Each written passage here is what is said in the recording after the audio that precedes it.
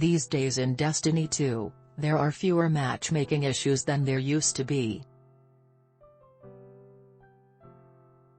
Players have more or less accepted that there's never going to be matchmaking for ultra-endgame activities like raids, dungeons or Grandmaster's strikes, but there's a tier of activities where it feels pretty weird not to have it. That would be legend difficulty activities, which are harder than baseline ones, and yet not so hard where it feels like everyone should be forced to LFG for a proper group. These activities usually have a higher power level, locked loadouts, champions and match game as baseline modifiers. And yet for many activities, it seems like they really could be going just fine with matchmaking rather than out-of-game LFG-ing.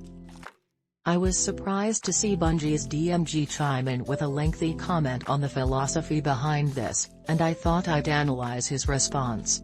Here's responding to a comment on a thread suggesting completing 5 solo Legend Lost sectors would make you eligible for Legend-level matchmaking DMG. Good feedback. I personally feel this could have the opposite effect, though. We've seen quite a few players drop off at simple quest steps of completing a few bounties or doing specific strikes. Asking newer players to find specific lost sectors, figure out what mods to wear, and to complete them potentially on their own may just end up dissuading them from ever trying a legend activity, rather than hitting up an LFG to get in on some cool seasonal content and potentially making some friend.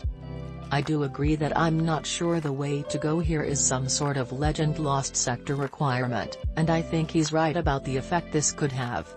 I think something more simply like a minimum power level requirement would probably be good enough.